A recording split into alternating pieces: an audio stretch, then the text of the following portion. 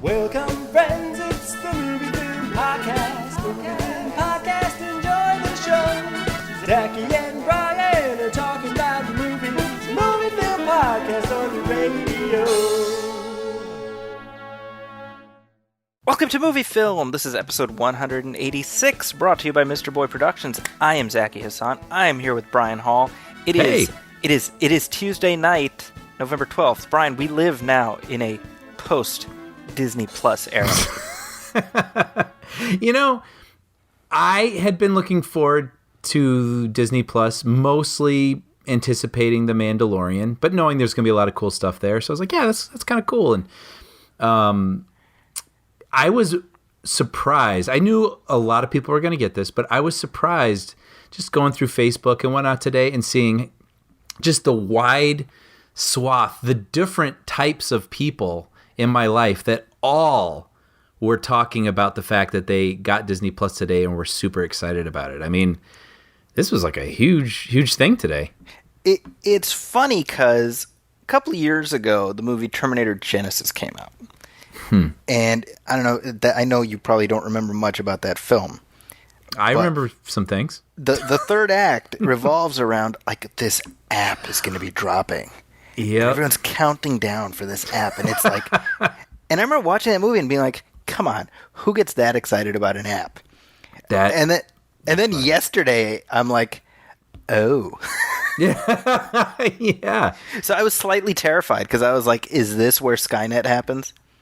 Well, it's funny because, yeah, it wasn't just my movie-oriented friends. I mean, this was just all sorts of different types of people that never even talk about entertainment in, like, the public forum. But they all not only got it today and spoke out about the fact that they got it, but they were, like, loving it. Yeah. So, wow. Whoa. Skynet?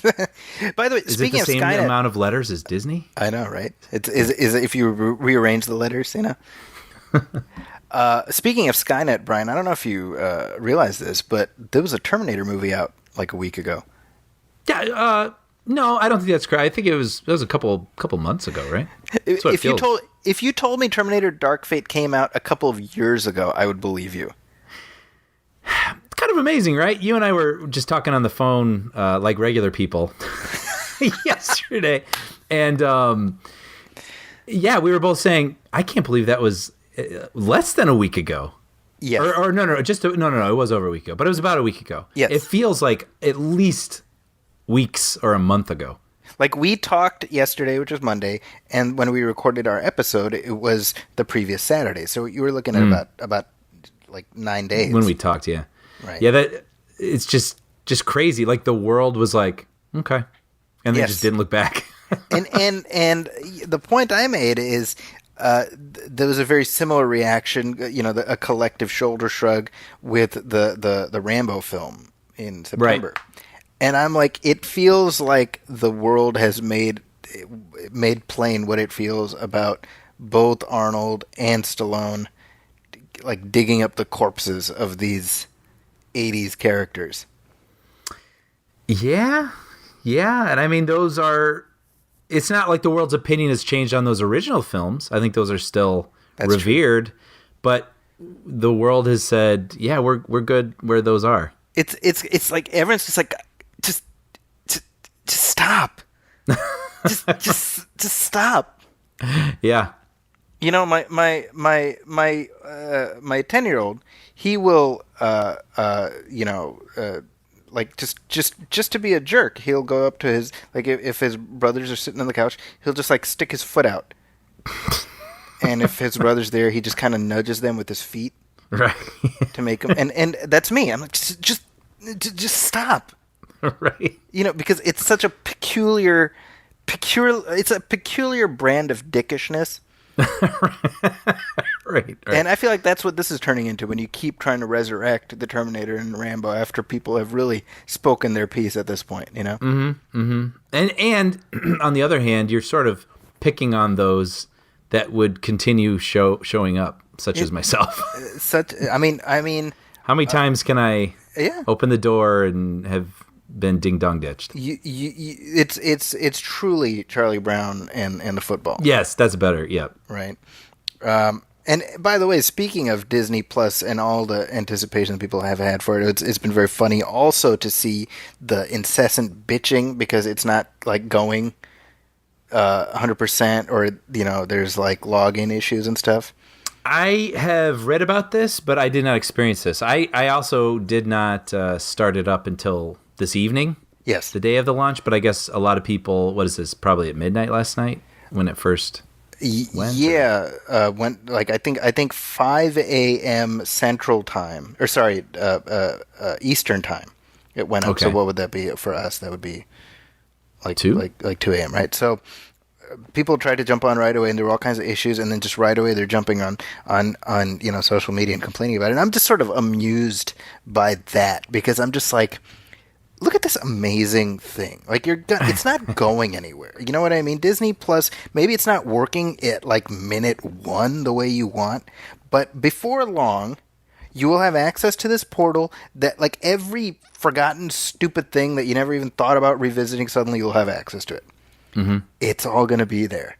And, it reminds me of a routine that, unfortunately, notwithstanding the source, which is Louis C.K., he talked about, like, we live in this amazing time and it's just wasted on this generation of just piece of shit assholes who have no, like, value for it, That, I agree with that sentiment, but also I just feel like people were just, I bet some people already had half written the article about Disney Plus's failed launch. You know what I mean? It's like that's what everyone wants to click on in the morning is how everything went wrong. That's really funny. So I think there's sort of this licking your lips sort of hoping, if something, even if it was just sort of stop buffering for a minute, probably because of your throttled internet rather than the app itself. It's like you could just imagine a lot of these writers like, this is going to get me some clicks today.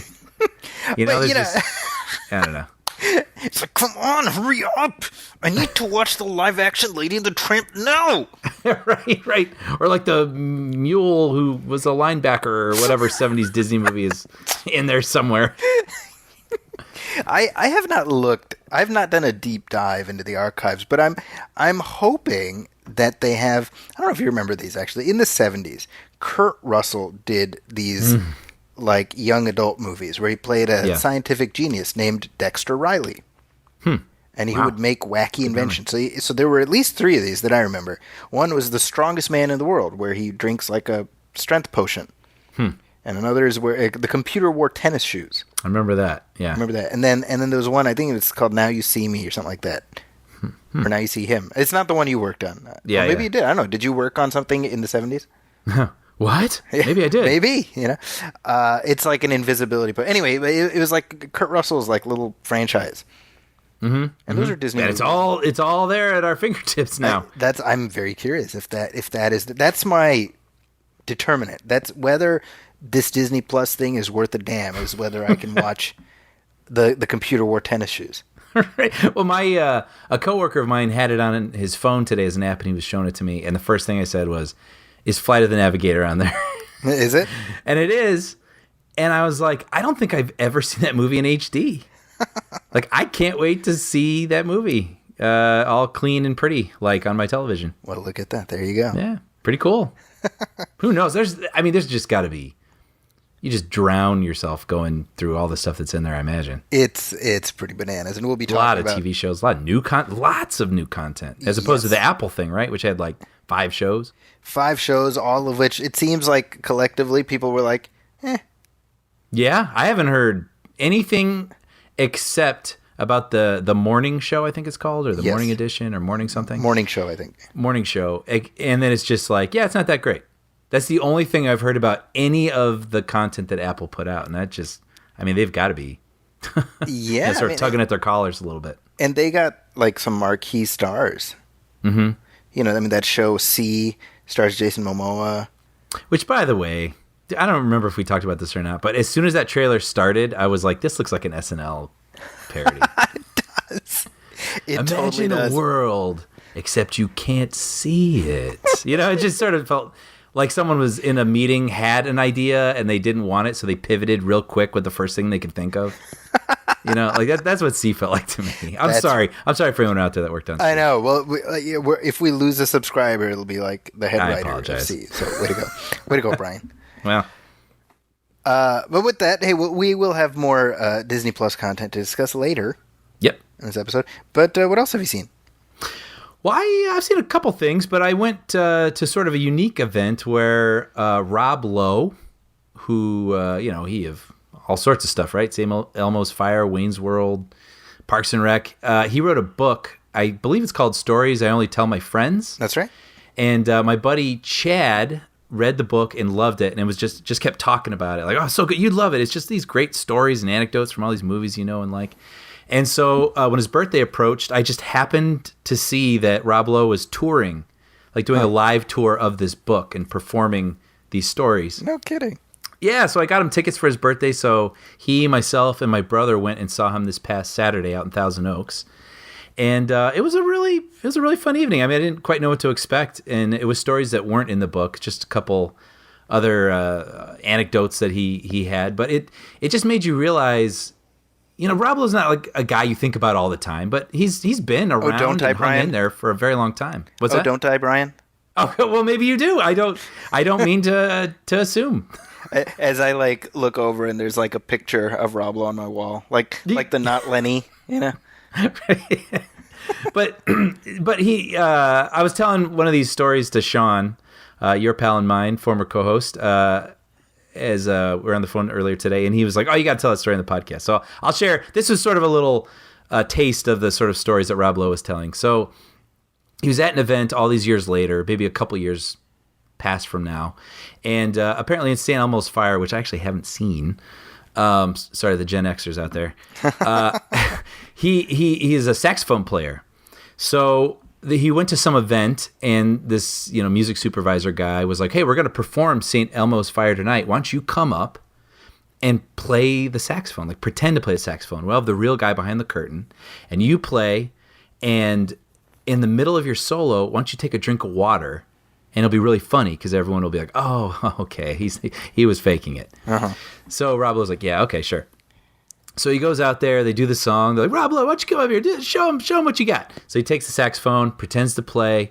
And as he's pretending to play, and he's like, I was doing a pretty good job. I think I was really making it look like I knew how to play the saxophone. He looks out into the audience and he sees former President Bill Clinton just clapping and pumping his fists and going, yeah, man, to the saxophone solo.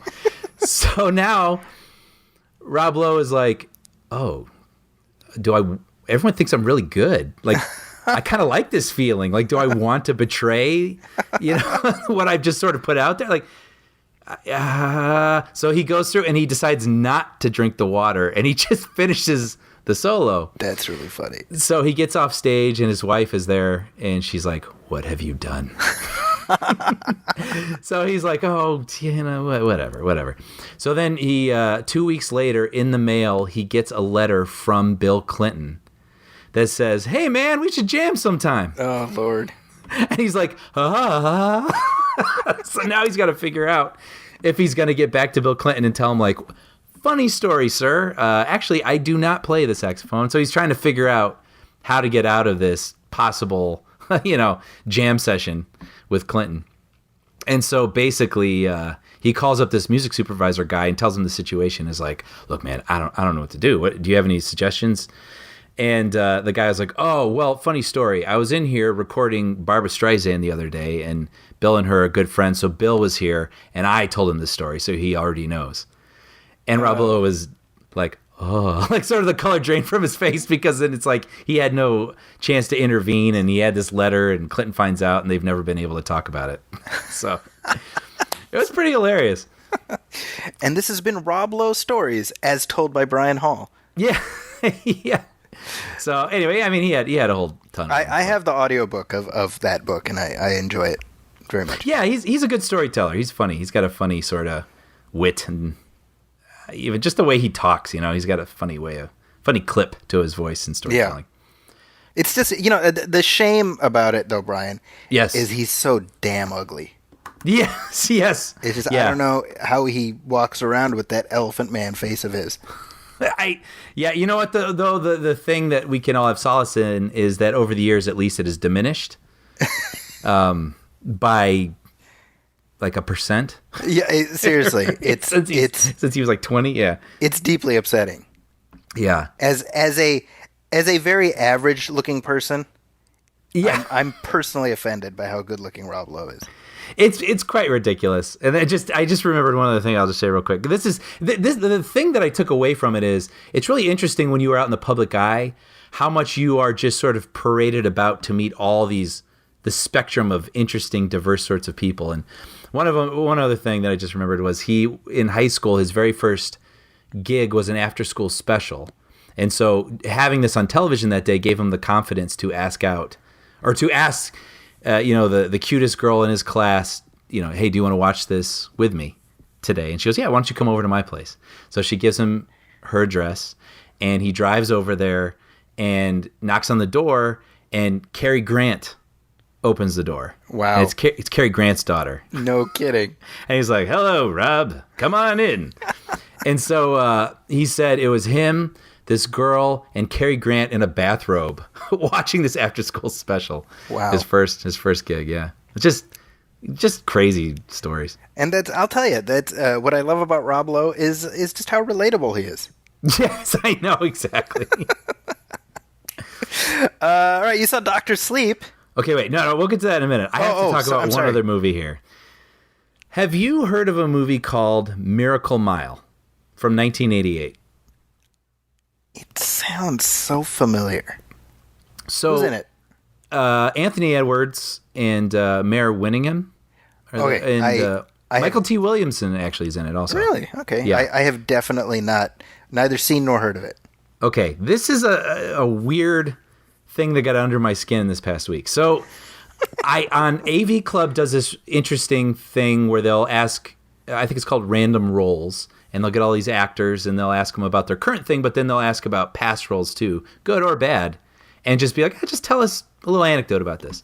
So anyway, Anthony Edwards was talking about this movie called Miracle Mile, and the log line just had me hooked, and I was like, I have to see this.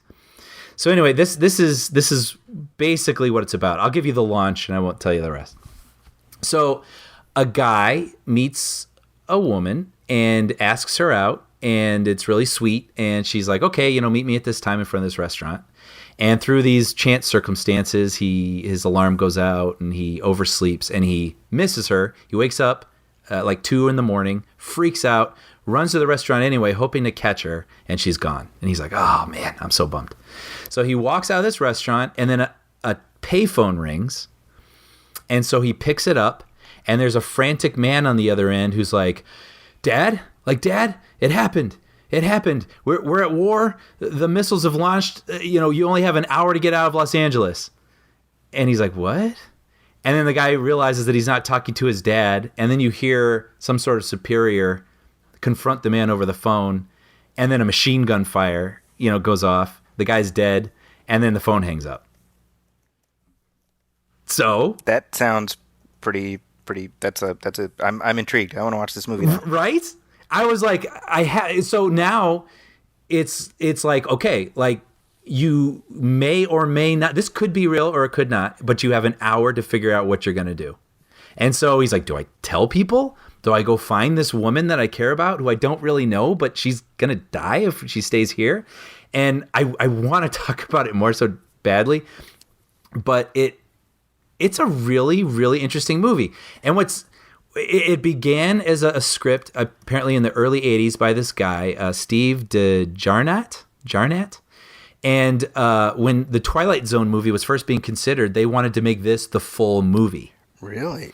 And Spielberg was like, yeah, this is going to be the Twilight Zone movie. Huh. But they wanted to make tweaks to it. And he's like, no, like, I want to make this movie. And they're like, well, we don't want to do that. So he's like, okay, fine. So he didn't give it to Steven Spielberg. Really? Yeah, and at one point it went into turnaround, and he paid $25,000 of his own money to buy it back. Huh. Because he wanted to do it his way, and he wanted to direct it. And then later, the company came back to him, I think it was Universal, was like, we'll give you $400,000 for this script. And he goes, no.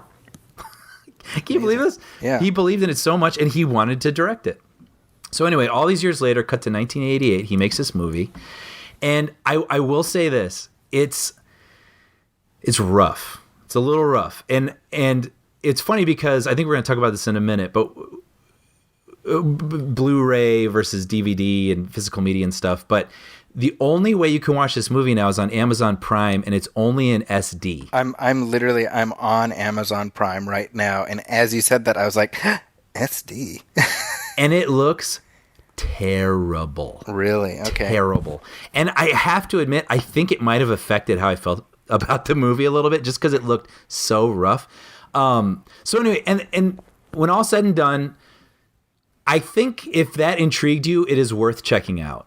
It gets a little 80s bad in some ways that I can't really get into too much, but like, oh man, I really want to talk about this, but I am so enjoyed experiencing it that I'm not going to spoil it. But I will say it gets into that kind of bad 80s heightened acting and script and whatever. But at the very, very same, like I really appreciated this original script that I had no idea where it was going.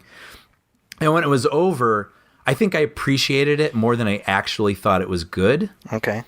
But then I had this moment where I just started reading all these articles about it, and I was really intrigued by it. And then I found that they actually did this whole remaster now in HD on Blu-ray, and I was like, "Oh crap!" Like, you like I'm like actually experience for yourself. I'm almost intrigued enough to go back and watch it again, even though I thought it was just fine, just because I really want to see it, as if I'm not looking through sunglasses with Crisco smeared on them, you know? Yeah. So, anyway, I wish I could go into this movie more, but all that to say, this movie really did get under my skin, and I was really enjoyed reading about it and learning about its existence. So, if anyone's interest is piqued by that, I do recommend checking it out as sort of a cool Twilight Zone episode. Can I just tell you something, Brian? I would gladly subscribe to an entire podcast that's just you watching some random 80s movie that you've never seen before and just like giving your reactions to it. Because I was like, well, shoot, if you watch this movie, I'd be really happy to talk about it with you for like 40 minutes. Oh, well, I'm a lot of 80s movies I've seen, so for me, sure. I see. Yeah. But like stuff that I sort of missed out on, but I'm jumping back into a different time to experience because it for the first I'm time. always fascinated when you're like, hey, so I just like popped in a movie from 1983, and it's sure. Maybe I've seen it, maybe I haven't, but I find your reflections are always quite fun. So if you ever decide to do a spin-off of this show, I'll allow it. Maybe the spinoff would be called "How Did I Miss That?" Yeah, see, there you go. That's good. I like it. Yeah. Well, okay. So moving forward in time, as Zachy mentioned, I did see Dr. Sleep, which is you are. I'm the guy. You're now. In my defense, I was going to see Dr. Sleep, but I saw that it's like 3 hours long, and I was like, nope, I got to sleep. So I'm very proud of that. Thank you. Oh man, I'm always going to be Bart banging the table and laughing to your Homer for sure. But seriously, that was the fact. I was like, no, I'm not doing that right now. Yeah. It's 2.5 hours long. It's something I never thought I'd ever say. It's the sequel to The Shining, which is crazy. And this is a major disappointment. Yes. Box office wise, I mean, critically, we'll your reaction we'll get to, but certainly they were expecting it to do not what it did. I mean, I think projections were 30-ish, right? And then it only made about in the teens. Yeah, I mean that's problematic. I mean, it didn't middle, cost low a teens? ton. Oh yeah. And I mean, fortunately, the budget wasn't astronomical like Dark Fate. I mean, I think this one was more 55 million. This cost like 50. Yeah. Terminator Dark Fate cost 185 million, which is just pure insanity. Yeah. Let's stipulate that. But I don't know. It's weird to me because maybe this just shows how I'm out of step with the zeitgeist. I was like, oh, a sequel to The Shining. You would just assume there's an audience for that. You would think, and especially because Stephen King, I mean, to sound like Derek Zoolander, I mean, he's so hot right now. Yeah, right. Stephen King. But, I mean, you got It and Pet Sematary. It seems like a sort of resurgence of the name. You put Stephen King on something, it's going to do well. And The Shining is just... It's just ubiquitous. Yeah. Yes.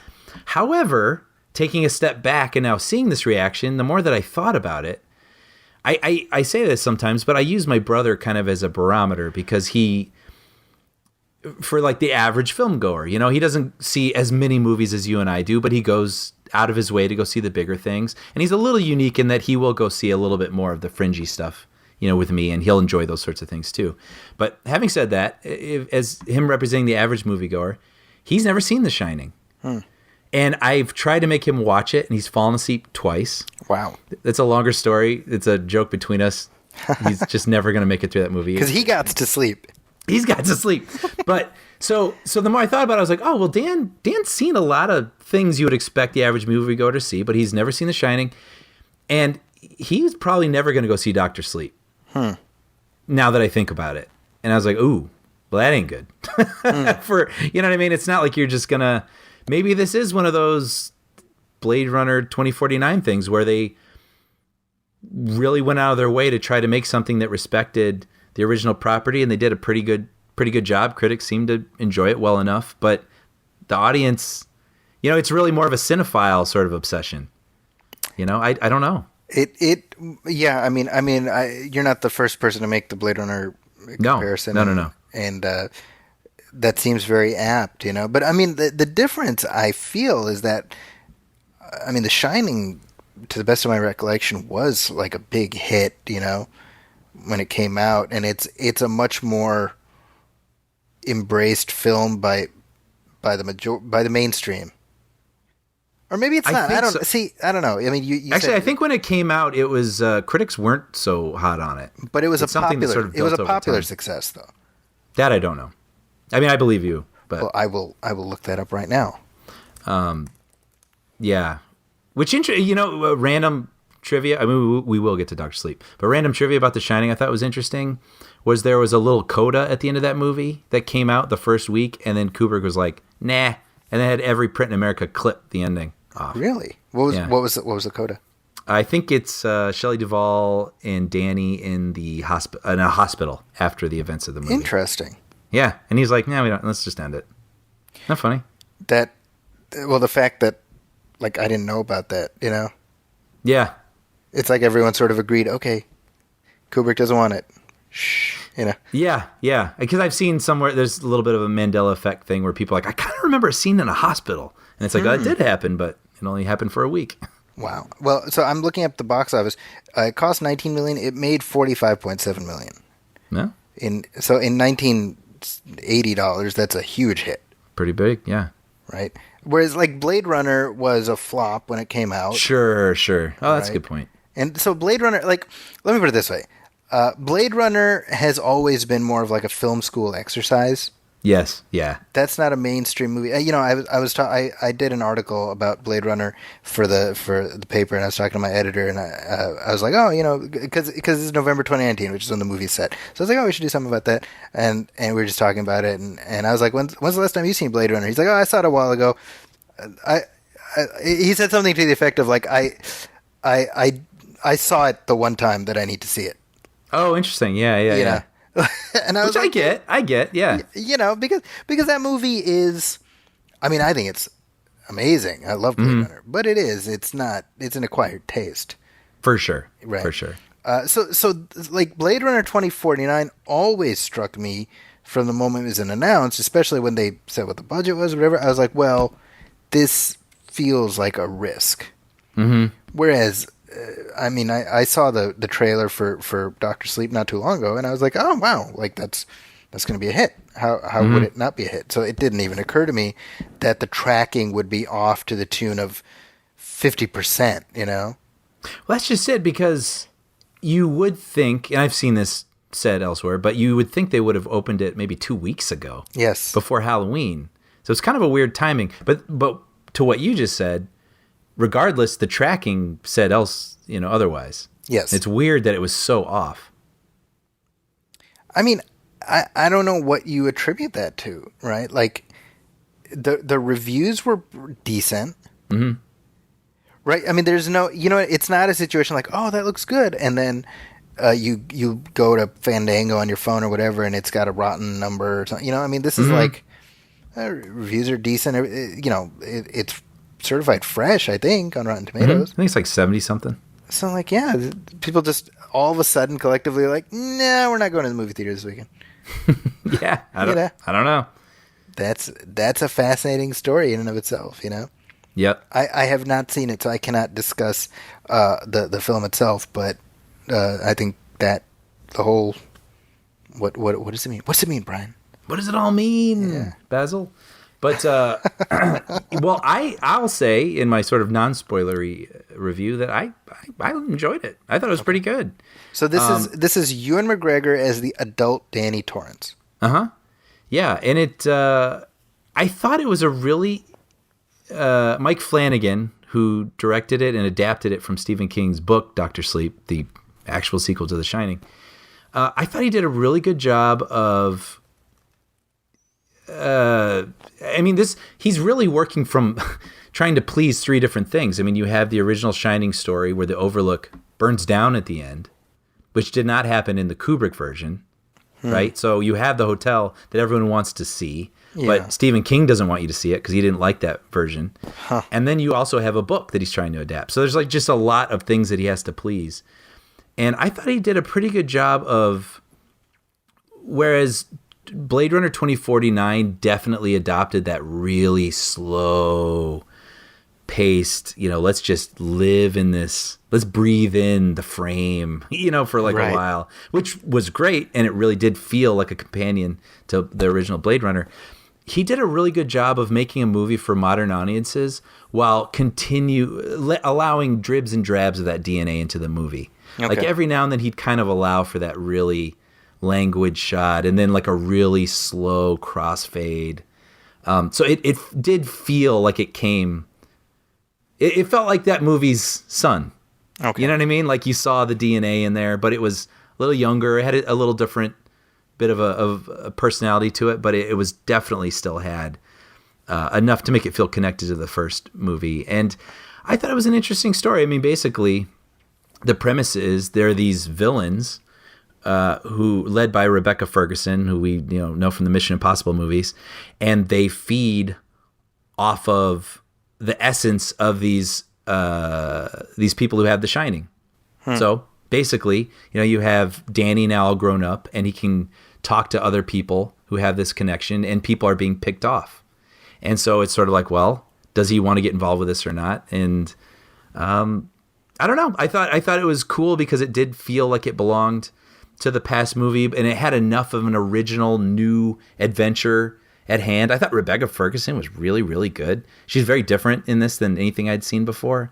The only thing which I've seen elsewhere is then toward the end, it turns into a little bit more of a crowd pleaser, maybe to its expense. Interesting.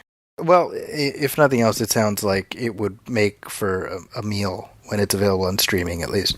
Yeah, I would say, again, I mean, it's hard not to regurgitate the other things I've read, but I agree with it. I'd say it's like 2/3 of a really great, original sort of sequel, and then a pretty good but enjoyable last third to make something that, if you're a fan of The Shining, I think it's worth checking out for sure. Okay. Well, that's good to know. Yeah. Now, you mention it sort of, having to service both King's original vision and Kubrick's vision. Mm-hmm. Does it feel like a sequel to the Kubrick movie? Oh, most definitely. Okay. Yes. On a somewhat related Shining note, I just want to put this out there in the world that there was a remake of The Shining in 1997 that they did for television, which Mick Garris directed. It starred Steven Weber as Jack Torrance, and Rebecca De Mornay is Wendy, and it's good. It's worth watching, and I wish it was available for streaming. Oh, yeah, it's on DVD. I think it's available as part of like a DVD collection of King miniseries. Sure. But it's weird because otherwise it's like people don't even recall that exists, and I think it's just fascinating. Like, it's no patch on the Kubrick version.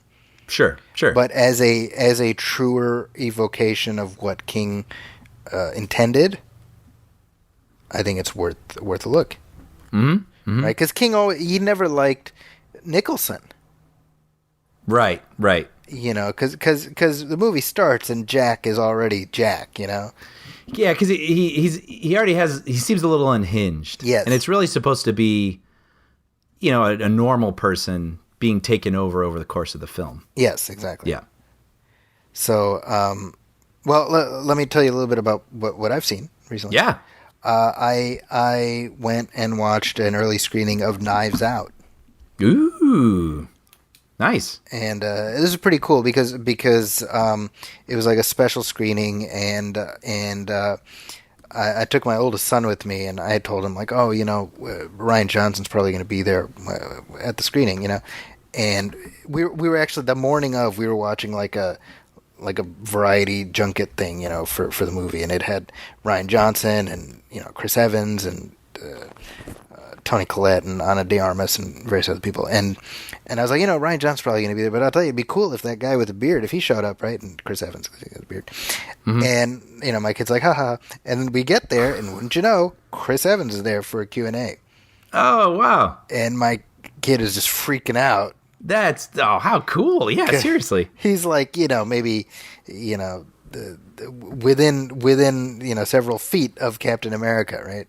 Wow. That's so cool, too, that he wasn't like, oh, wow, that's neat. Like, he's freaking out. How fun. Yeah, so that was super cool. But the film itself is, I'm looking forward to discussing it with you.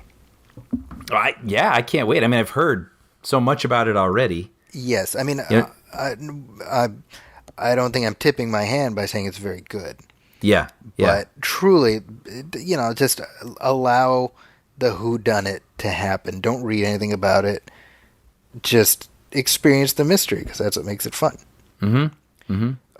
It is a remarkable piece of filmcraft by Ryan Johnson, given how tonally and aesthetically different it is from previous things we've seen from him, be it Brick or Looper, or of course Star Wars: The Last Jedi.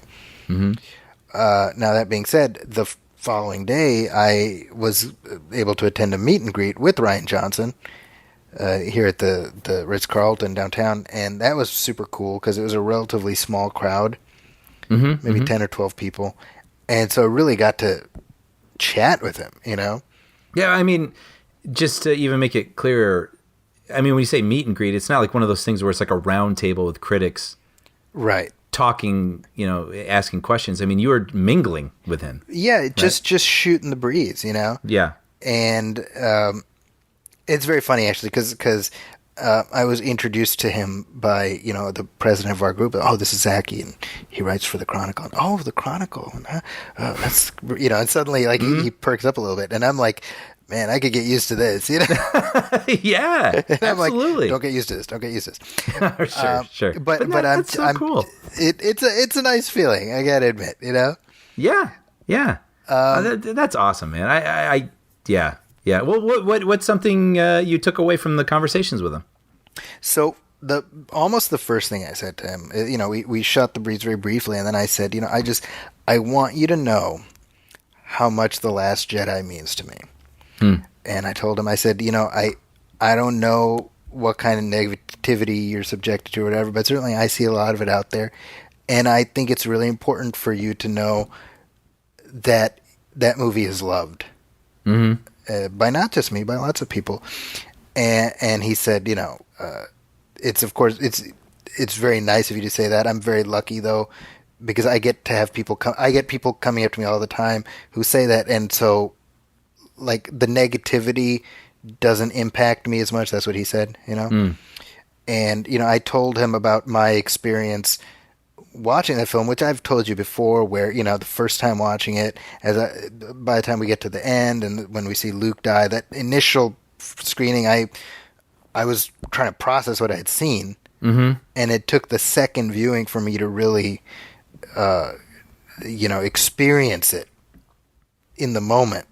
And just, sort of tears unbidden coming from my eyes, Yeah. And so I described that to him, and he says, I really appreciate you sharing that with me. And then he told me something about that, what led to him creatively making some of those choices, which I'm not going to share here, because he actually said just between you and me. Huh. But it gave new insight to me for that moment. Well, that's really cool. And what's nice about the Between You and Me is that obviously what you said to him, he felt like he had, a confidant. Yeah. That's wow. What a nice moment. Yeah, it was. I mean, I was geeking out with him at that point, just sort of talking about the minutia of it. And I asked him. I said, "Did you meet with George Lucas while you were making?" And he said, I talked to him a few times, and he was like, he talked about the fact that by then George Lucas, it was known that he wasn't like thrilled with the decisions that had been made, whatever, right?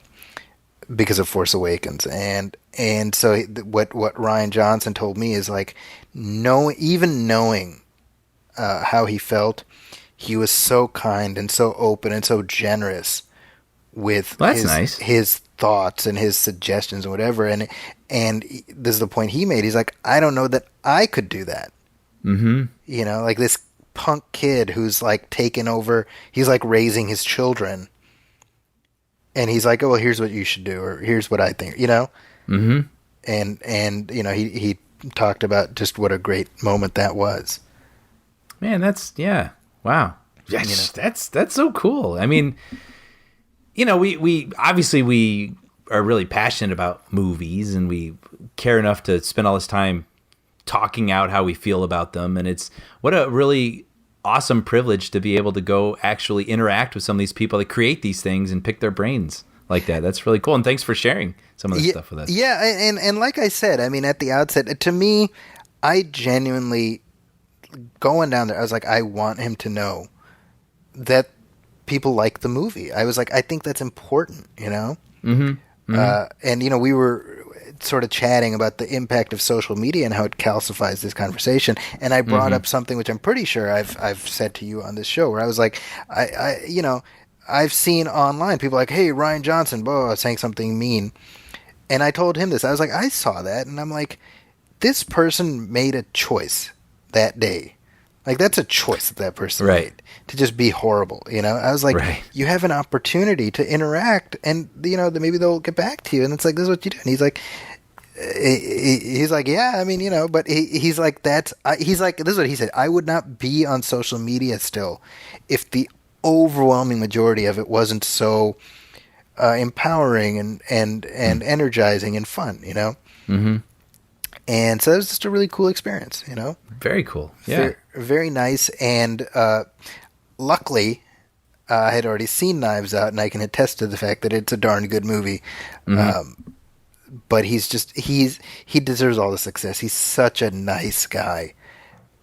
Very soft-spoken, just very kind, And it's very clear why the casts that he works with have such an affinity for him. Yeah, sure. Yeah, I remember gleaning that even just from, all the Last Jedi behind the scenes stuff I poured absolutely. over. Yeah. I mean, he's just a passionate guy. He really cares about what he's doing, and he does seem, like a kind person. Yeah. No, he's exuberant about what he's doing, and kind of it seems to be infectious. It's funny too, because I posted the picture that I took with him, and I on Twitter, and I said something like, I got to tell him how much I liked the movie, whatever. And somebody responded to me. They're like, "You poor guy," and I was like, "What?" I was like, "What?" And he goes, "'Cause you like that movie." And I'm like, what a strange thing to say. Like, yeah, I know. Obviously, this was a moment I enjoyed, and you decided to fart on my leg. Thank you. Like. What an odd thing, But anyway, that's social media. Yeah. So with that, let's take a little break, and we'll come back. We'll talk through some brief headlines, and then get into the meat and potatoes of this episode. Sounds good.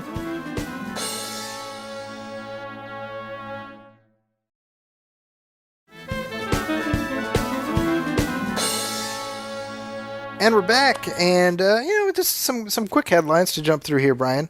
Okay. First of all, our long national nightmare is over because Paramount has dropped the trailer for the new and quote unquote improved Sonic the Hedgehog movie.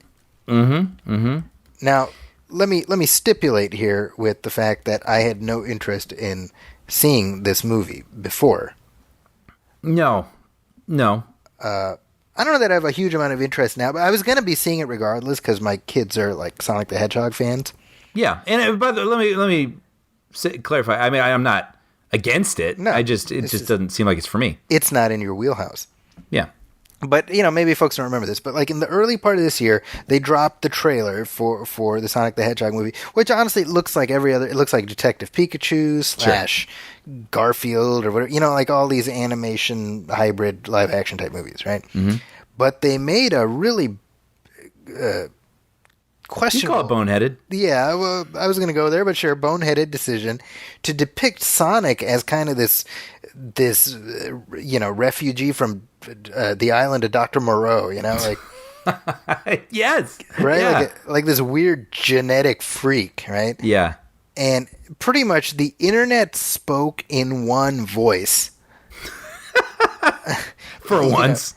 Yeah, for once. That's true. It was kind of a high-pitched shriek at the sight of this thing.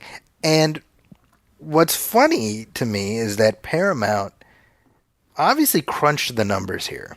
Mm-hmm. And they're like, it makes more sense to go back to the drawing board and just redesign this character.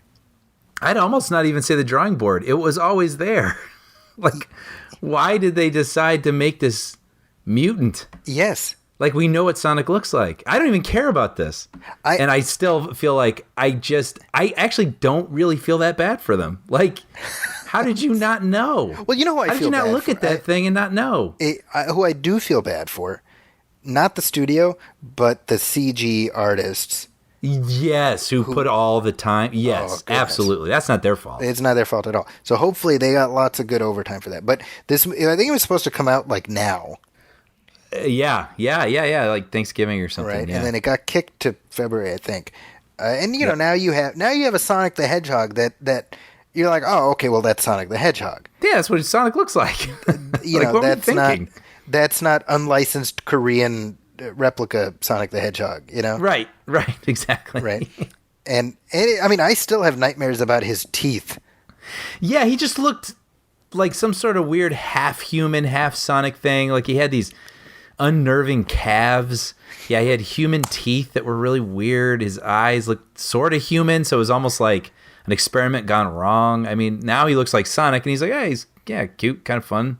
Sonic. It looks like Sonic the Hedgehog, right? Yeah. And I watched the trailer with the kids, and they're like, "Oh, we can't wait to see that." And I'm like, well. It's funny you say that though, because when I watched the trailer, I was like, well, this just isn't made for me. Yeah. And I can imagine the internet having opinion because they have opinions on everything. But it's like, it's funny how maybe just the way that movies are now, we're not going into the whole Scorsese thing, but just that really there is kind of one big everybody thing genre happening. Like if it's not for everybody, it becomes a fringe film relegated to, video on demand and whatnot. I mean, that is kind of happening, right?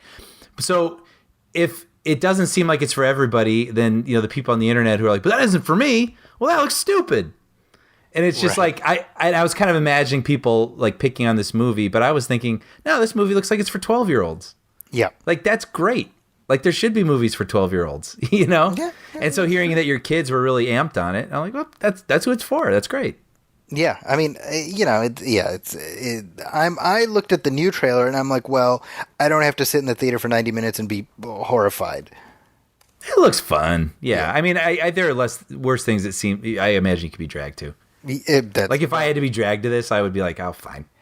I saw Angry Birds 2 a few weeks ago, Brian. And, that kills a piece of you that doesn't come back. Yeah. It kills a piece of you that stays dead. Yeah. So here's a totally different story, but this has been kind of getting some conversation. James Dean has not been in a movie in several decades. Yes. When did James Dean pass away? Mid 60s, 50s, right? 60s? 60s, right? And he did like 3 movies? Yeah, and then he's he's an icon. He is. And his face is almost more iconic. I bet more people know his face than have seen his movies. I think that's entirely accurate. So essentially, you've got a film that is going to bring back James Dean. Yes. Which, I mean, you read stories like this. So basically, the movie's called Finding Jack. Uh-huh. And according to them, they auditioned all kinds of actors, and they just couldn't find anybody. And they realized, well, we need James Dean. I love, like, they're like pretending like this wasn't the impetus of it all. Exactly. Right? You know what? Gosh. We really could only have James Dean in this role. Somebody runs down the hallway. Guys, I figured it out. You know what we need, Yeah. And so, what are they going to do? They're going to create a digital James Dean to star as one of the lead roles in this film, not the lead. Mm-hmm. It's the secondary lead. Which, by the way, is a Vietnam War movie. Yes. So, I don't even know how. Well, actually, after Yes, I think we're past a little bit of spoilers with Terminator from the first act, but after the way they recreated 1991 Linda Hamilton and Eddie Furlong, who knows, man? Who knows? Yeah. So okay. So first of all, James Dean died in 1955. By the way, 55. Not the mid 60s. But regardless, he was 24. He made 3 movies, and that's his legacy, right? So these filmmakers went to the Dean estate and got permission, and I'm like, how friggin' like mercenary is this family? Oh, by the way, the Dean estate is like 2 random cousins. That's my point exactly, right? Yeah. Oh, sorry if I... here's money that we would never be making otherwise, right? And the fact that the filmmakers are like, oh no, it's like we're creating a new performance or whatever. It's like, no, you're not. Yeah. You're creating a James Dean skin suit. Yeah. I mean, it's morbid and grotesque. As gross as it sounds, I mean, it really is like taking a corpse and making it your puppet. Yes. I mean, it's this person has no say in the matter. Right? But apparently this company that they're using, I guess, they're called Worldwide XR. Yes. And their CEO said influencers will come and go, but legends will never die. Yes. And he has the rights to 400 celebrities. Good Lord. Yeah. Yeah. Including Betty Page, Burt Reynolds, Maya Angelou. I'm looking at the list right now. Wait, how is that possible? Did all their families sign away? I mean, if you're talking about 400 people. That's anyway. I mean, and Burt Reynolds has been dead, what, like a year, maybe? Yeah, right.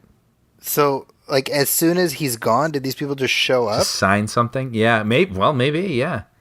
So, my feeling on this is this is, you know what's funny is, you talk about Scorsese and the whole, oh, it's not cinema, whatever. I'm like, hey, Marty, what do you call this? You know what I mean? Give me Avengers Endgame over whatever the hell shit this is. Well, yeah, I mean, this is pretty random, but I mean, like this is my point, right? It removes that element of choice because you know what I'm reminded of, right? Like maybe I can't remember. Did we talk about this in the last episode? I think we did, right? Crispin Glover. Mm-hmm. Oh, sure. Yes, right? yes. Where he's like Jeffrey Wiseman, who played George McFly in that Upside Down rig and Back to the Future 2. It offends me when people think I'm him because he made choices that I would never have made. Mm-hmm. And he's saying that those filmmakers didn't let us know. Yes. They want us to think it was him. Yes. Yeah. Like the sin of omission. Yeah, exactly, right? So this is, forget that. This is, here's a whole performance that we want you to associate with this actor, even though none of the choices have anything to do with what he would actually have done. Their animation optics that are decided later. Mm-hmm. I have a question. Uh-oh. What do you think about Rogue One? Okay, so I was going to bring that up. Yeah, with Peter. It's very simple. Rogue One, and you're talking about the Peter Cushing mask, essentially, right? Yeah. There's a performance underneath it, number one, right? Mm-hmm. That actor is credited. Right.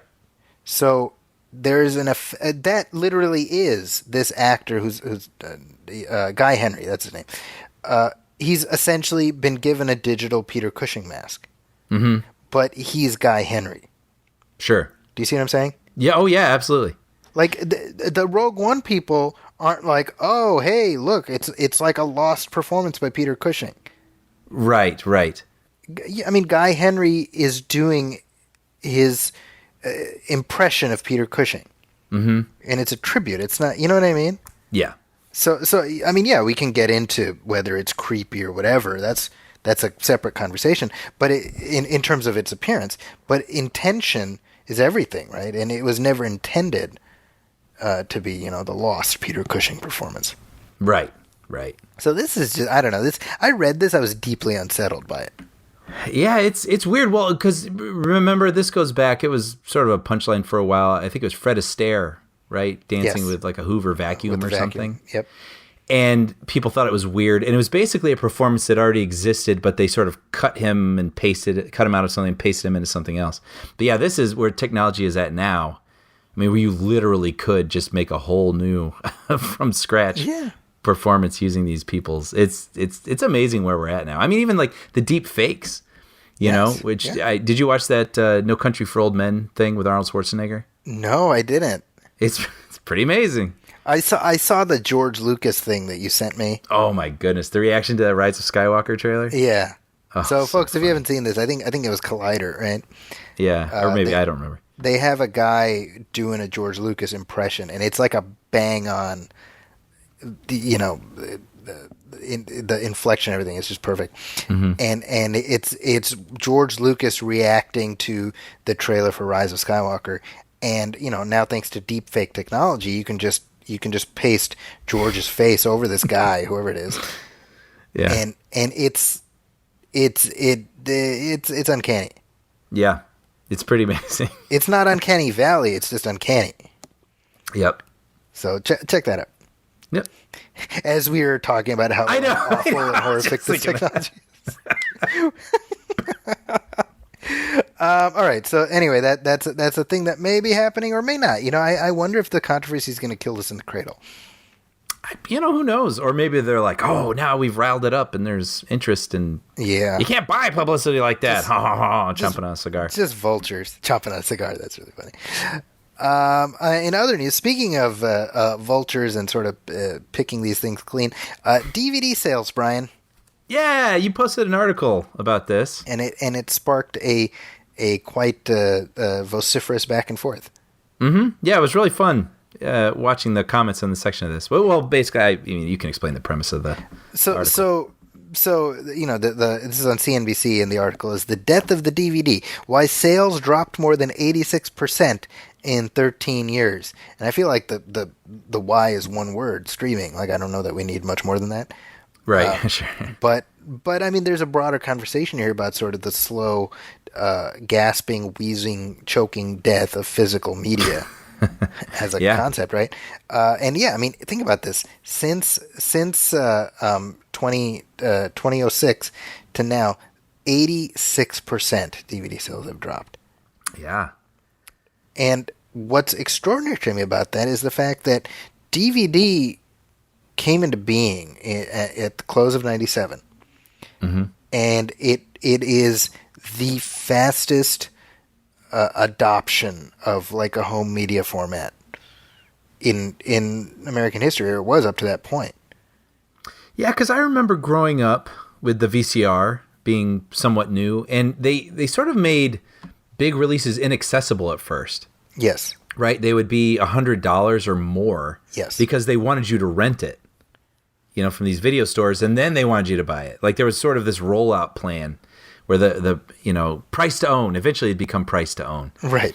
But DVDs, I don't think they ever did that, right? Like, they were immediately, I think they started around $25, $20, but then they kind of slowly went down and they became pretty affordable. And then people who, geeks like us, we've talked about this. Like, I remember when I was like 13, saving my money to buy The Fugitive on VHS, because that's the kind of kid I was. Yes. But not many other people did that. However, cut forward, I'm in college and DVDs. Everyone's got a DVD player. Everyone's buying every movie they like. Even movies I haven't seen this, I want to watch it, so they buy it. That hadn't happened before.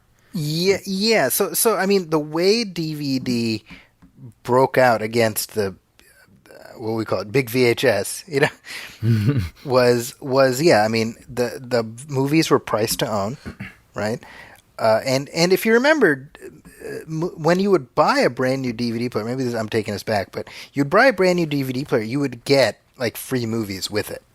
Oh man, that's why I own Fools Rush In, Analyze This. Exactly. Right.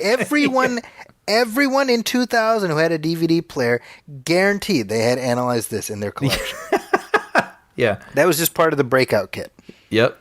Right. And so it allowed for adoption, and then obviously, the ease of navigation and stuff, it just, people picked up on it very quickly. And by way of comparison, it took like 50 years for the majority of the country to have black and white TVs. It took like 5 years for the majority of the country to have a DVD player. Was there ever like a format war with DVD? Not with like DVD. There was beta and VHS, or was it always just DVD? Not with DVD. The format war didn't come until Blu-ray and HD DVD. Mm-hmm. And the reason for that is because VHS was so dug in that I don't think anyone thought that DVD would challenge that dominance until it did. And so I was fascinated to see that Blu-ray sales have never eclipsed DVD sales. That was the main thing I took away from it. Blu-ray sales at their height match DVDs now at their worst. Isn't that interesting? I guess I'm a little surprised. I didn't think it was going to be much bigger than that, but I didn't think it would be that low. I just assumed that, people shifted to Blu-ray and that was that, right? Yeah. And then you realize, no, I guess for most people, good enough is good enough. Mm-hmm. And DVD is good enough. Mm-hmm. And, a Blu-ray player, you can still put your DVD in there and it'll just blow it up, right? It'll upconvert it. Yeah. And most people are fine with that. Yep. Whereas I'm sitting here and I'm like, if it's not 4K, then what kind of pig slop are you serving me? Right? And I'm realizing I'm not the norm, Well, which is that was eye-opening to me, if I'm being honest, because it absolutely is. Some of the people in your comments were saying that they just can't tell the difference. Yeah. And I was like, I believe you. I defriended all of those people, by the way. They've been blocked now. So they're not going to bother you anymore, Brian. Well, it's just, it's like certain people where I'll take red wine. Which kind? I don't know, red. You know what I mean? It's just different people have different things that their senses are attuned to. And my eyes just, it does bother me. Yeah. When things aren't in high definition, but that's what my eyes see. And it's just interesting. Other people have other things. So. Yeah. So I think this gets to the broader question, and obviously now we're talking about Disney Plus and just the streaming wars and people going back and forth about physical media, and I'm kind of like, well, we've talked about this before. I mean, I don't think there's any way to stem the tide of people migrating away from physical media. Mm-hmm. I think physical media is there's no way to stop it becoming a niche thing that I don't think it's ever going to go away. It's going to be like vinyl. Right, exactly, right. Yeah. And that's just sort of, it's fascinating to live during this period of transition, Yeah. Yeah. But I do mourn the reason I still buy physical media, if I do at all, which I would say I probably buy Blu-ray a year at this point. That's kind of where I'm at, yeah. Yeah, but if it is, it's because of the extras. Yes. I bought The Last Mission Impossible because I want to listen to every commentary track. I want to see all the behind the scenes stuff. And whereas I know on the streaming services, it depends which movie it is, actually. Some movies have all of that stuff and some just don't. Well, my experience is that the extras are all going to end up on digital. Like you're going to get all the behind the scenes stuff, but whether you get that commentary track is. I mean, and the truth is that even commentary tracks themselves are fewer and further between now. But yeah, I mean, it's just it's. I mean, speaking as someone who, space is at a premium in my house because I have people living here who require, a bed and stuff, right? Yeah. and so, I used to have multiple shelves of DVDs, and it reached a point where it was just unmanageable, I mean, I've got a substantial Vudu library, right? And it's kissing 1,000 movies at this point. Yeah. And I forget what I own. There's stuff I'm like, oh, I guess I have that. I had no idea, and it's different when you have like a digital locker, right? Sure. And it's funny because one argument I heard is like, well, what if, there's like a nuclear war and you're not able to access the internet? And I'm like, listen, man, I promise I will not be thinking about how am I going to watch my movies if there's a nuclear war. Yeah. That's like priority 6 or 7, maybe. Yeah. If when we start the oral retellings of all the. I'm like, if there's roving bands of marauders, I'm not worried about accessing my Vudu locker. Yeah, that's funny. It's nuclear. I'm like, it was just very funny to me because this person said this with a very straight face. Yeah, I mean, I understand. I take their point. Let's say the power goes out at Voodoo headquarters. And everything so goes that's badly. what you say, right? You don't go to literally the most extreme scenario, right? I mean, it's tricky. I'll tell you this, right? Because yes, when you purchase even a digital purchase, obviously you don't own the film, but you do own a license to it, and so you're able to access this thing, right? So it's not like it's not nothing, right? Yep. And one thing I'll say as a counterpoint to this is, with The Simpsons, I purchased the 3rd season of that show on Vudu. But even though I own the entire season, as of leaving Neverland, Stark Raving Dad, I can't watch it on Vudu. It's not even though I purchased that season. It's not in my copy of that season. Wow. I didn't think about that. So that episode is going to become one of those things. Yep. For people who follow this sort of thing in like 20 years, like say like your kid, well, no, your kids would probably know it, but you know what I mean? They'd be like, yeah, there was actually this episode of The Simpsons. Right. And they'd be like, no. Yeah. And there'll be images, screen grabs of it, and they'll hear about it in whispers. It's an urban legend in the making. Yeah, it is. So I'm like, well, I'm glad I have the season sets, Mm-hmm.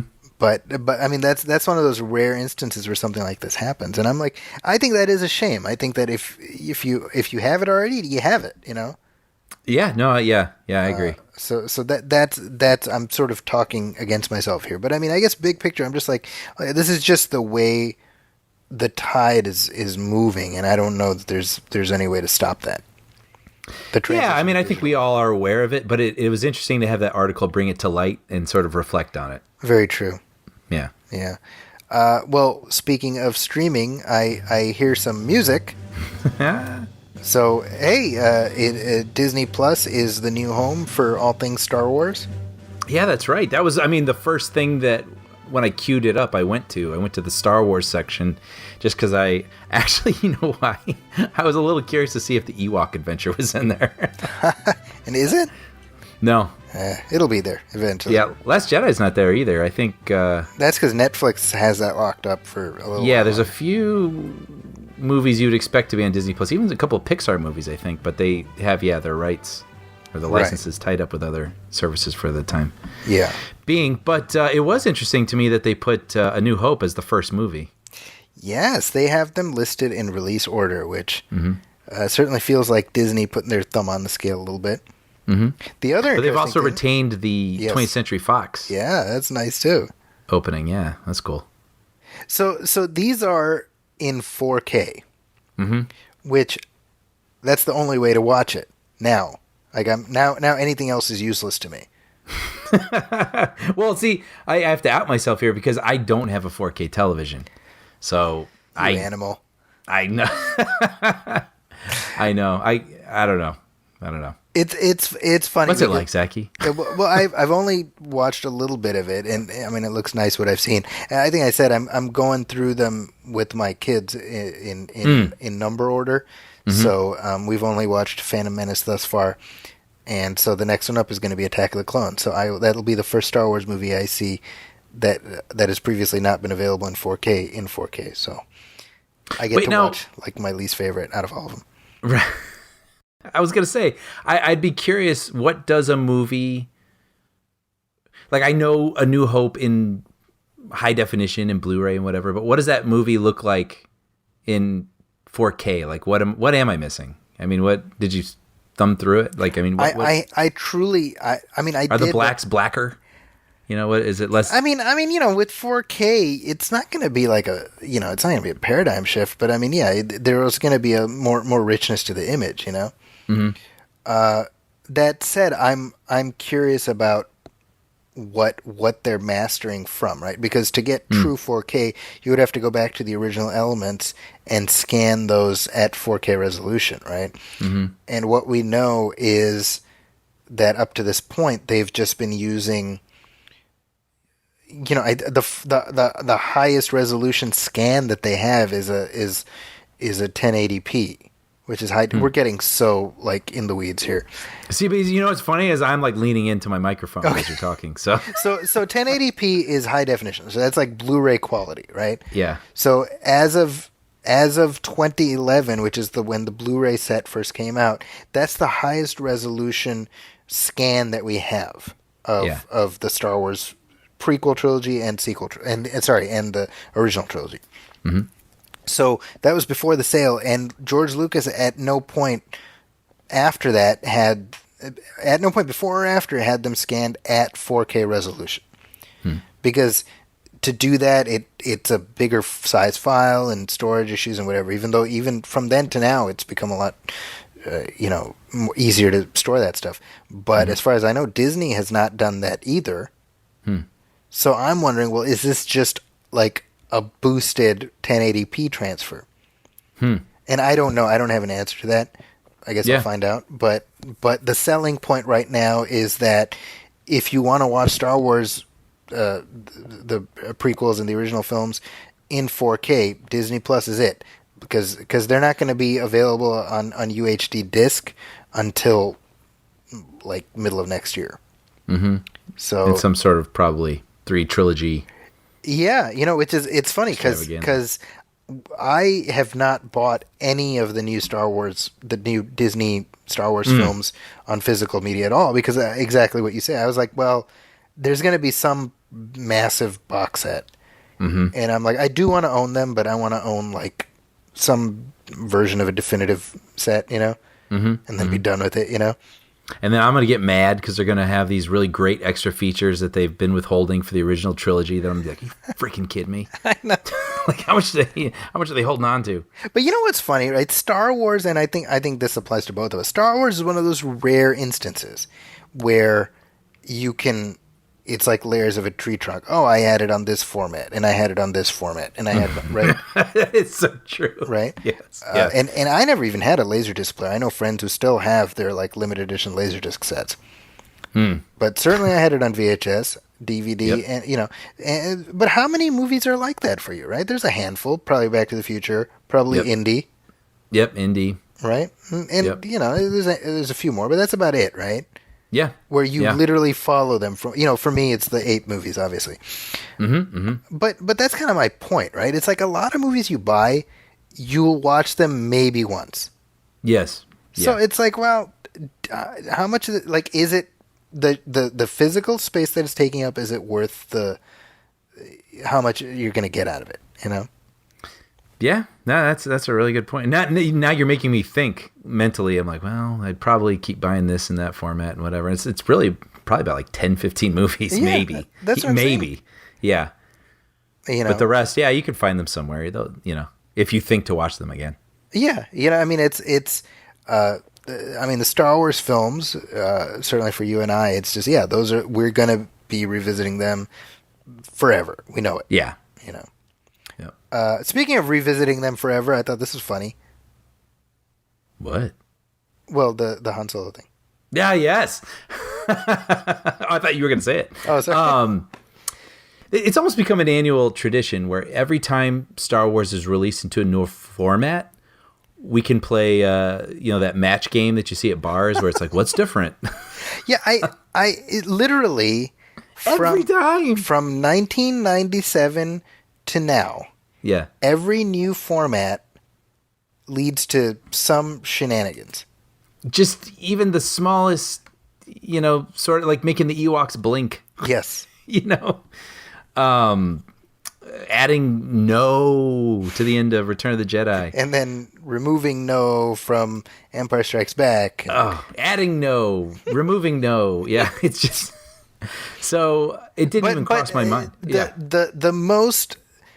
What feels like the most egregious offender is specifically the Han Solo and Greedo scene in the cantina. Not only that, but probably the most tinkered with. Yeah, I mean, I said this to you before, this is the Jesus monkey of Star Wars scenes. Yes. Or someone just keeps trying to restore. I mean, in that case, they were trying to restore a painting, and then the more they did, the more they were ruining it. Yes. This, they're like, well, let's just tinker. We'll fix. And you know what? I gotta say, I've only watched it twice on someone else's phone. So I don't have like a definitive feeling on this. But my feeling is if it's gonna be tampered with, the laser blast part, I was like, well, that seems one of the lesser offensive ones I've seen, because you don't have that awkward digital head nudge that Han Solo did back in 1997. Right? I mean, this one feels at least a little smoother. But then the most baffling of all is they added an entire new shot in line to Greedo. Yes. Where he says McClunky. Yeah. It's just like, I mean, what do you suppose you think he's saying draw? I truly don't know. Who knows? But whatever he's saying. This is, by the way, this is not Disney. Yes. This was George Lucas before the sale. Before the sale, this existed, yeah. So I think that's an important piece of context here, because Disney would not have done this.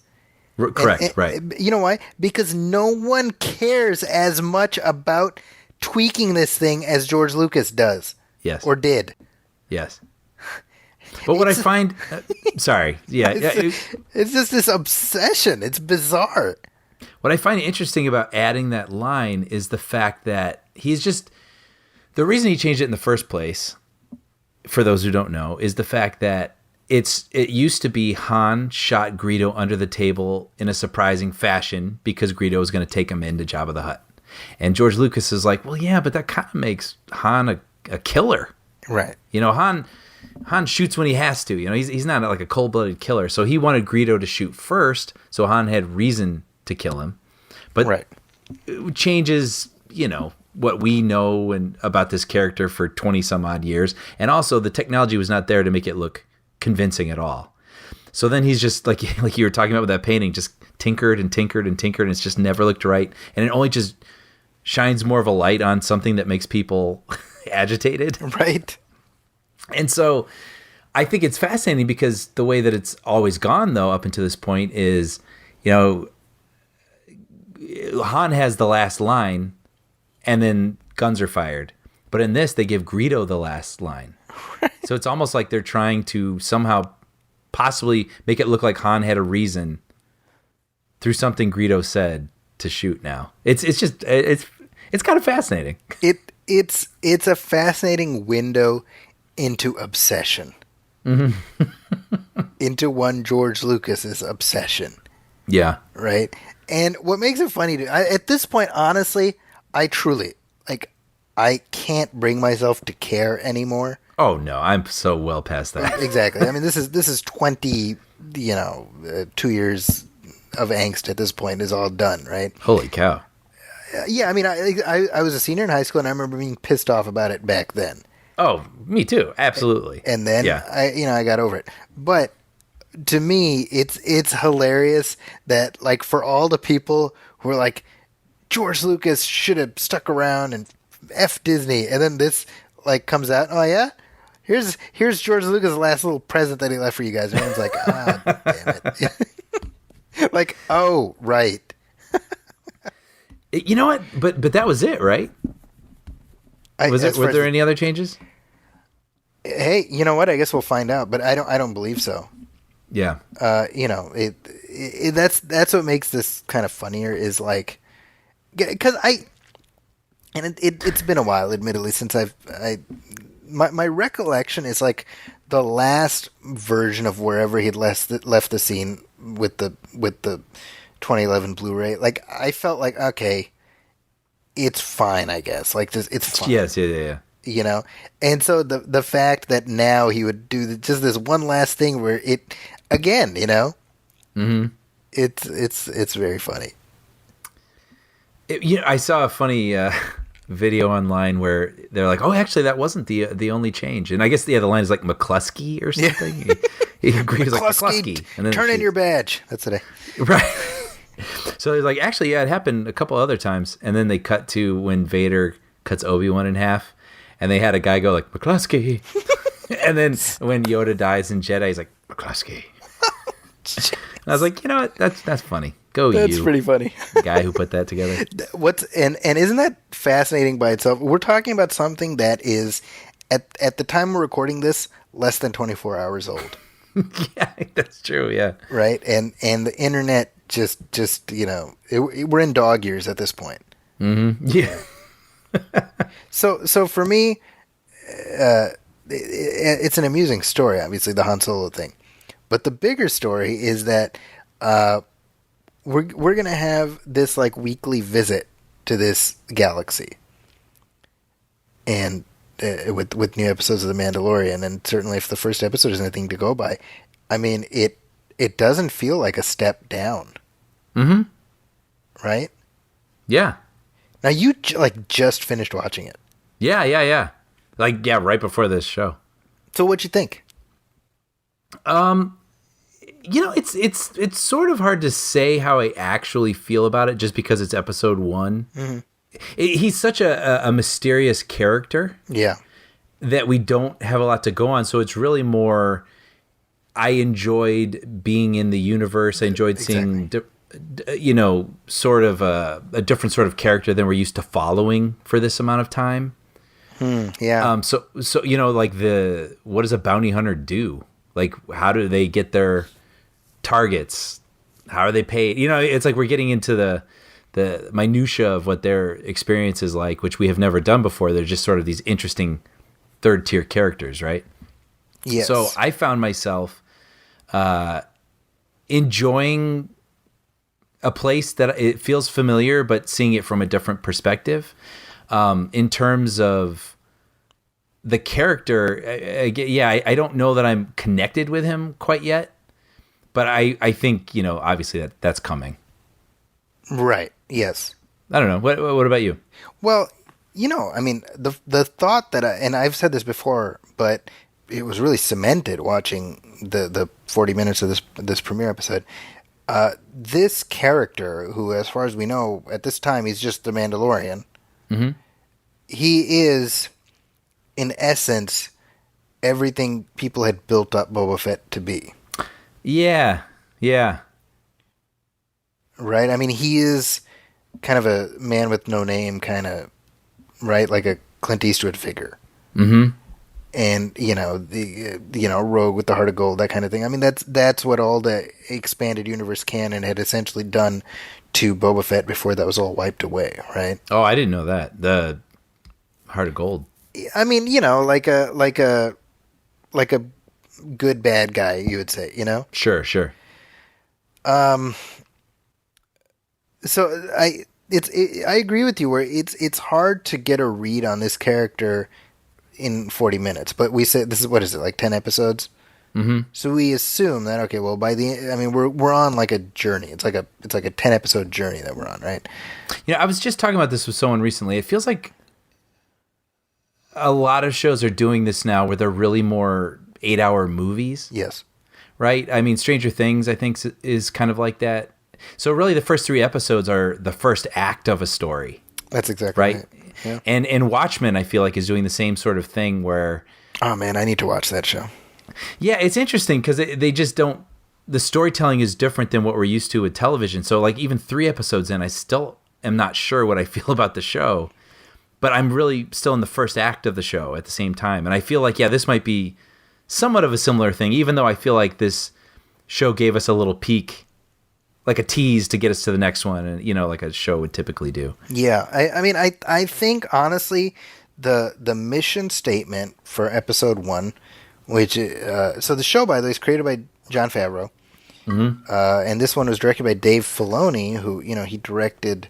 He was like the guy in charge of the Clone Wars show, and he created Rebels. So, and I know you never followed Rebels, but Mandalorian lore was like heavily featured in that show.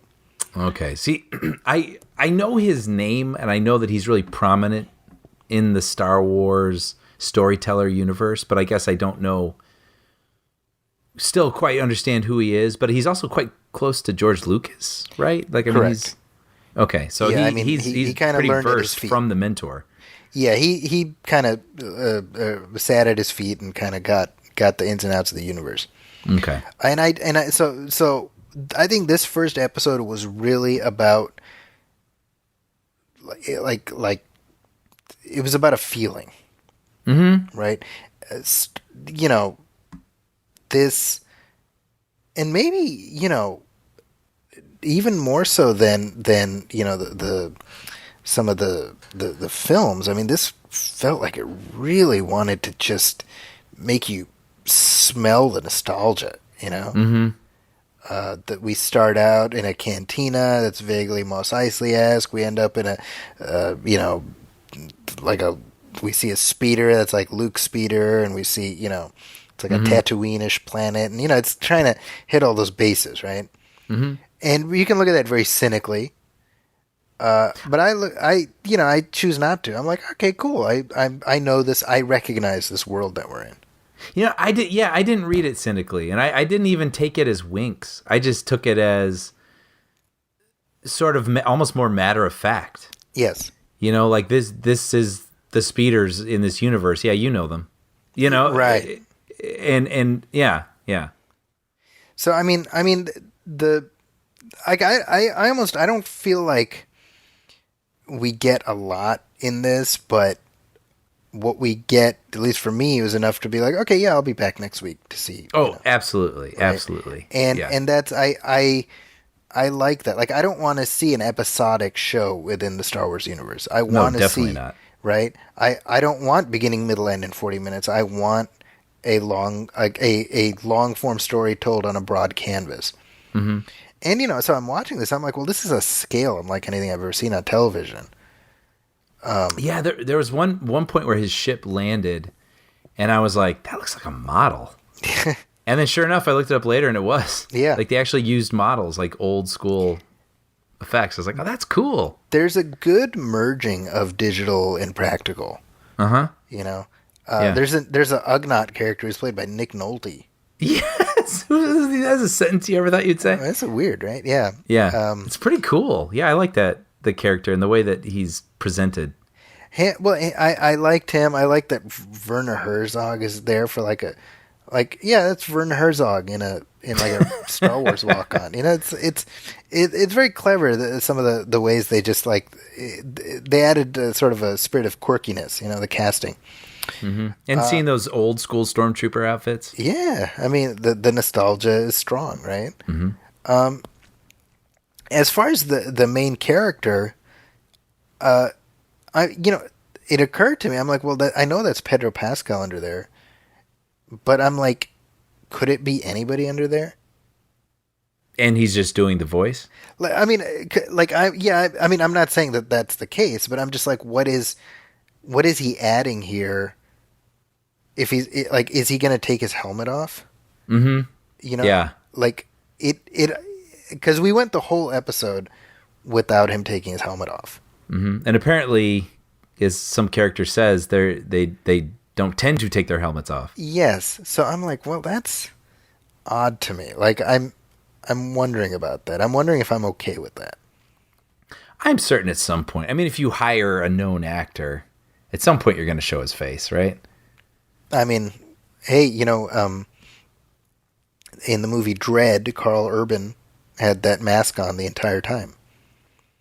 Yeah. We never see him at all. And there at least he had the benefit of the lower portion of his face, right? Mm-hmm. This is Pedro Pascal just underneath the Boba Fett helmet. Yeah. You know what I did like, though? I don't know how much we want to get into it, but like at the beginning, he's very much Boba Fett, like the silent type, right? Like people are talking to him and wanting responses, and he just stoic, doesn't say anything. Yes. And as the show goes on, I did feel, even though we never see his face, I was starting to get a feel a little bit more for his personality. I agree. Because, when he has to ride this creature and he's not very good at it, it's the first time we see him not good at something. Yep. And so there's a little bit of humility. And even at the end, he has another side of his personality, being, I don't want to talk about what it is. He makes a choice. Yeah. That, I think as an audience, that's probably the only choice that he could have made, Well, but even before that, like sort of just having his back against the wall, unlike how he had for the previous entire episode, just seeing a different sort of personality come out when that happens. There's a little bit more humor. Right, you're talking about when he's interacting with the droid. Yeah. Yes. Yeah. So I'm in for sure. I can't wait to watch like 3 more of these things and really dig into where the story's going. I think it's very exciting because definitely while watching it, I felt like Solo should have been told this way. Would have been pretty cool. Yeah. I mean, we're fans, of Alden Ehrenreich, and so I wouldn't have minded watching, like a 10-episode arc with him. Yeah, I mean, I truly feel like that would have been the better way to go with that movie. Mm-hmm. But and for anybody who wasn't on board for seeing Han in another incarnation, I think having it as a TV series softens it a little bit. I totally agree. Yep. Yeah. Yeah. So that's kind of a shame.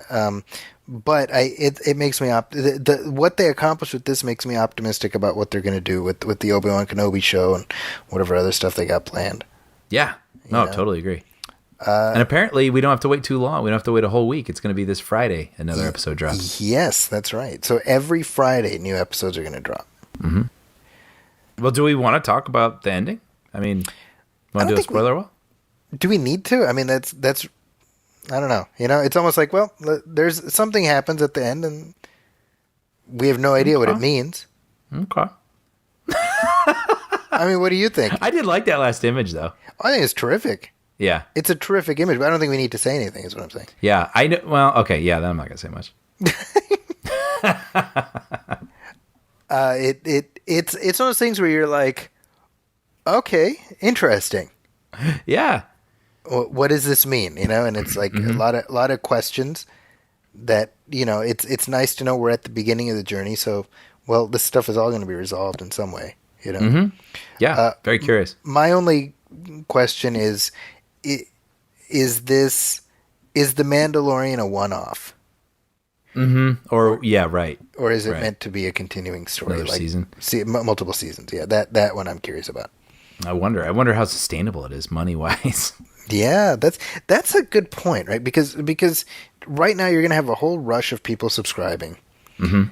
And then at some point you're going to, like if you're Disney, you hit like peak, you max out, right? Mm-hmm.